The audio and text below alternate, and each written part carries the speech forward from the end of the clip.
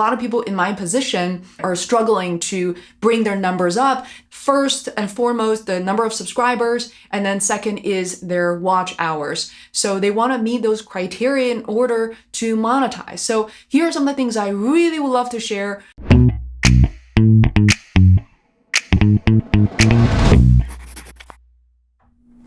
Hey guys, this is Fei Wu from Feisworld Media. I am so excited to be bringing this YouTube series forward to you guys because I am a content creator focusing on podcast and documentary, live streaming, and helping entrepreneurs like yourself bring your business online and thrive. So here are some of the things I really would love to share. I actually bundled the first number of tips you probably have heard before, so I really want to just go over them. First and foremost, start recording. This is an advice from Sean at Think Media. They're a huge channel, and he was talking about how he started more than 10 years ago. It's just really all about recording. It's not about your background, the price of your camera, how much you spend on a microphone, or if the lighting is perfect. You got to start recording. You got to allow yourself to suck and to change and to get better. And of course, also adjacent to tip number 1 is you want to be you. That takes a little while. If you go back and watch some of my first videos officially released in October 2019, I thought I was pretty relaxed and pretty chill, but I was a little bunched up. I was nervous. I mean, I can see myself that way. I wasn't feeling comfortable under my skin. You need to allow yourself to do that and then have that breakthrough to know what your real personality is and, where to focus on in front of the camera, all that jazz. So that's really it. Tip number 1, start recording. Don't beat yourself up. Number 2, ask people to subscribe early on. Yes, you can go to your family, your friends. Yes, do share on social media, but also within your video, give yourself the permission to verbalize that. So I'm doing that right now. Hey guys, this is still towards the beginning of the video.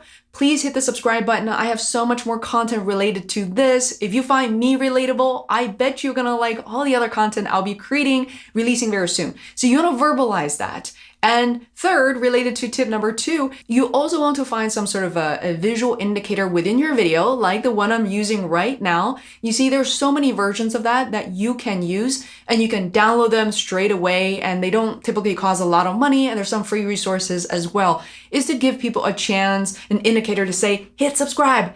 That's it. And if you have a longer video, let's just say, 10 minutes or more, you want to drop that in, kind of sprinkle that in at least a few times in case people miss it. Number 4, you have heard this one before, and it's called using compelling thumbnails. Now, how do you know if you're using something that's working?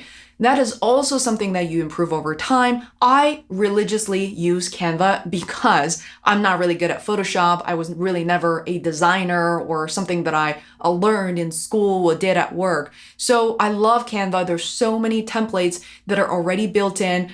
Highly recommend that you consider, their templates of YouTube and make sure that you use, 1024 by 968 or something like that. Make sure the size is correct. You download a high resolution version of it, and over time you're going to improve. And here's a hint. If you're not sure what types of thumbnails look really good, now look at your subscriptions. Other channels you subscribe to.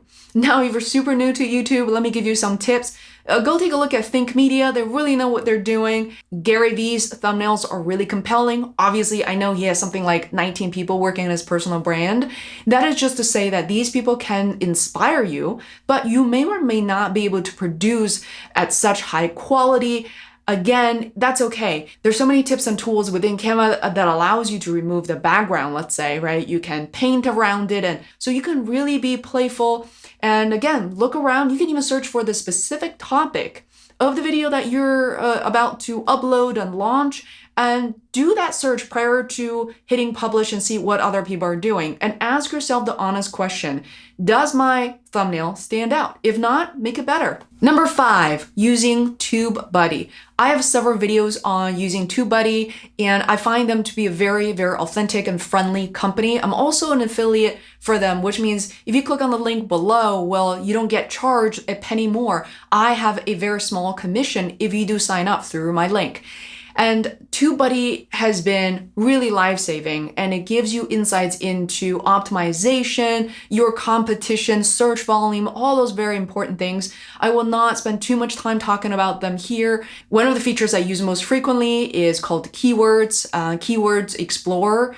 I always use that, and just to verify that my title is compelling, is competitive before I hit launch. Speaking of which, again, as you know, when I say start recording, that means you have to start launching the videos. You can have thumbnails that are so gorgeous that look like artworks from the museum, but if you never hit publish, you can never get the market feedback. Number 6, that's in Chinese.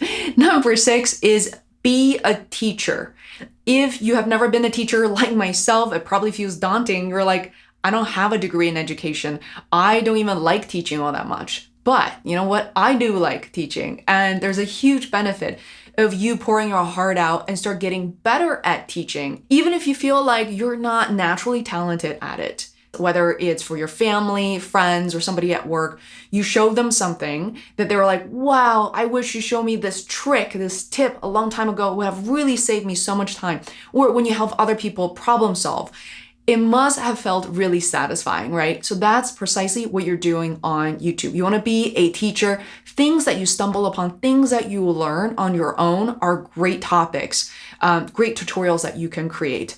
And when I say that, I don't even mean that this type of sit down videos like this. You could easily create content by recording your screens. Tip number 7, focus on a relative niche. Personally, I don't believe niching down so deep that you get completely stuck very quickly. So you will know, you probably have been there, if you have chosen a topic that very quickly within weeks that you find yourself to be so limited and there's literally no more content or even any more interest coming from yourself to produce more content, then you know that you're stuck. There is a way to niche up again, which is to find adjacent topics and parallels that you can kind of move over to. For me, I know Zoom, the application or online conferencing tool, Zoom, is something that everybody's using and you could create a lot of videos for. But for me, at some point, I realized that I really wanted to pivot to something else, and that is live streaming.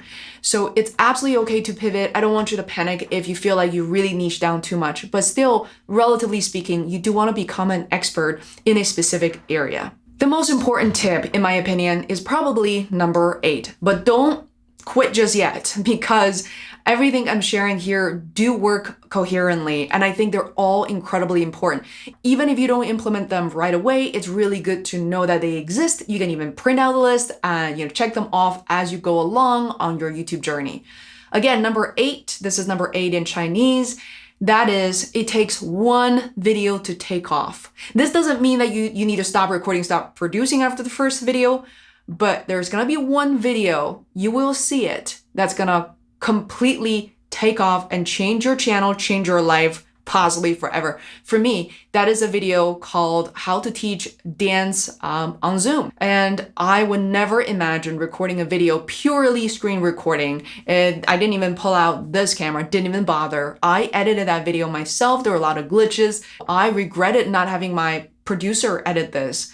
I did it on my own, felt embarrassed. I uploaded that one video. Within that evening, I saw 700 views, which is something I never saw on my channel. Keep in mind that you probably know this when you first started on YouTube, right? You got a couple of views here and there. You share on social media. On a good day, you get 17, 20 views. Your best video is probably hovering around 100, and that's it, right?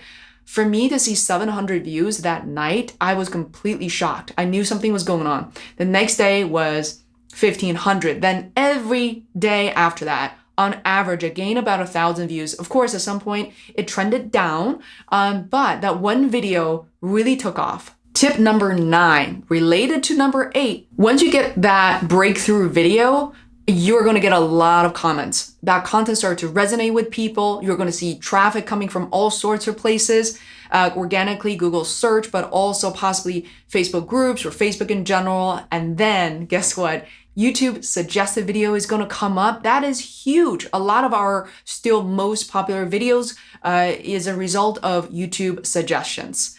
So what happened after that is within comments area, it became so clear what people would like to learn next. the very next. They can't wait. In fact, all of them are so hungry.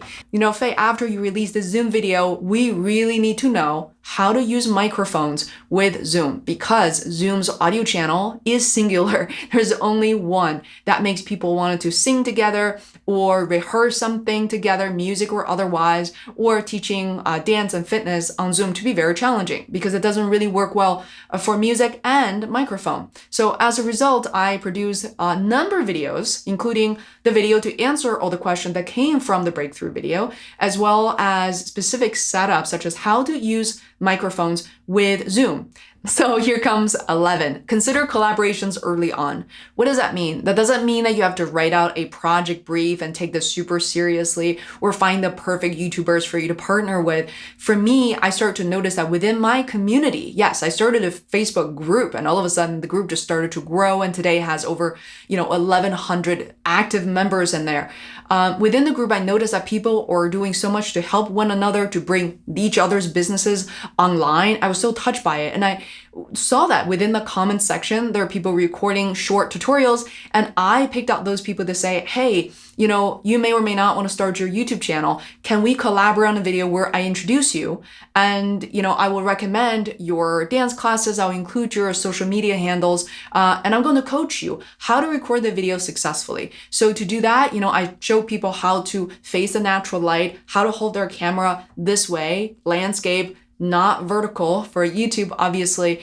And, it was a great teach and learn experience and experiment. As a result, now I have multiple collaboration videos that are performing super well. Number 12, if you have stuck around this long, I have to say that, again, one thing to pay attention to, your devices actually don't matter that much at the beginning. When I say the beginning, I would say the first few months. Don't be in a rush to start upgrading until you begin to deliver content consistently and you see that there's a bit of traction, all right? Like maybe this is a little before or after your breakthrough video. You may be wondering, what are people using for these cameras? I personally use a Sony 6400. Number 13, know when and what to pivot to. I talked about this briefly earlier in this video. I think it's really important. Oftentimes you will notice, even with very experienced YouTubers, is they don't want to pivot because they worry that their views and all that engagement is going to come down, because it will. Here's the thing. You cannot entirely rely on YouTube algorithms. It might show you, as it did for me, that anything related to Zoom, YouTube like me doing that and exclusively that. But you have to think about yourself as a content creator, or perhaps you have a business, you have a longer term vision. You do have to think about that. Because if all of a sudden, let's say by the end of this year, 2020, everybody knows how to use Zoom and it's no longer really popular, then what do you do next? You want to think about these things. Yes, ride the algorithm while it's still there. But one intelligent way, I think, at least in my experience, is instead of giving up that topic X that has done so well for you for the YouTube algorithm, and then just give that up completely, you don't have to. You can actually roll in slowly another topic or two. For example, I'm currently on a 2 video per week schedule, sometimes 3 if I feel, really motivated, ambitious about it. So my Zoom videos, for example, will be always released on Tuesdays. Then my other pivot content videos related to live streaming, that will come out on Fridays. So that is one of the approach I would recommend. Number 14, don't be afraid to try and experiment new things. And for me, the most off topic was the PUA and PPP related to the CARES Act.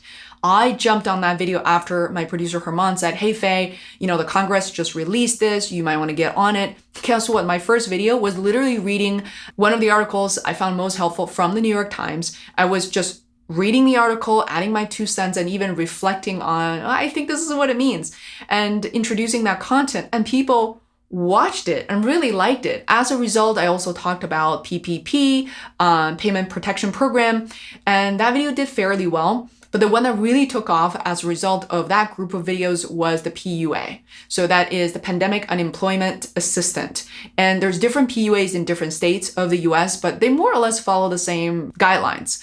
So that was really interesting. Those videos performed so well. There are only 2 of them. One is me talking about what PUA is, how to apply. The second video related to PUA was after I got approved and after I fill out the first few questionnaires and see money in my bank, I kind of walked through that whole process and people started really helpful conversations and discussions with one another. And by the way, that's something that I haven't even mentioned, that you are inevitably building a community on YouTube. And it's amazing. It's not just about you responding to comments, but people responding and answering questions for each other. Number 15, you will notice that I don't want to talk about consistency too early on, because I think it's really hard for people to be consistent if you're just exploring YouTube for the first time, right? You know, it doesn't really promise you anything, especially if you're like me, who's a little bit older on YouTube, and, people like us in our 30s, 40s who are up just have a better relationship, more realistic relationship with time. And I think, by the way, that's going to work in your favor. So for me, it's about having fun, do what I want to do. My job as a digital marketer is quite rigid, and there's a lot of commitments, a lot of timelines around my schedule. So I really wanted YouTube to be fun for me. I didn't want to commit to any sort of schedule, even though at the time, when I started the channel in October 2019, I was really focusing on releasing as much content as possible. But again, I wasn't pushing myself that hard to say it has to be Tuesday at 8 a.m. every single week. No, it was a little bit all over the place. Not until recently, in the past few months, I got into a rhythm of twice a week. So, think about consistency at this point. If you have checked things off from this list earlier on, that maybe it's time to consider releasing on a schedule. Consider YouTube as a job. It should not be your only job, as you'll find out from the rest of the videos from this series, but take it seriously. And know that your subscribers are there waiting for you. Number 16, stay organized. One of the things you have to do to become consistent is to stay organized. Now, I choose Notion.so. Notion to be a project management tool between me and my producer, Herman. We've been using it religiously since, I think, September 2019. And every 3 weeks, we have a tri-weekly call, and we get on there and it's diligently going through line by line. And we use a bunch of features within that to help us understand not just overall, but we have a dumping ground, we have a parking lot or a wish list where we list all the ideas, and then every single month, June, July, August, we know what we're focusing on, and we use this calendar feature as well within Notion, so that visually it's very clear to us what's going out on our schedule Tuesdays and Fridays. Last tip, number 17, really understand analytics within YouTube. YouTube is going to give you a lot. I don't know if you have played around with analytics. I mean, if you happen to be a podcaster, you probably know that there is not an equivalent level and detailed analytics compared to YouTube. In my opinion, working in digital marketing, working with the analytics team, I gotta say, man, YouTube gives you so much. So be patient. It's going to take a little time for you to get used to or really take advantage of the analytics. At the high level, which I've included and released videos on, are the basics, high level of YouTube analytics. You can get a lot from just that. But if you dive in deeper and watch some of my other videos, you will notice that there's so much you can gain from understanding YouTube analytics and even use that to plan for future videos. I like what Austin Kleon said, that steal like an artist.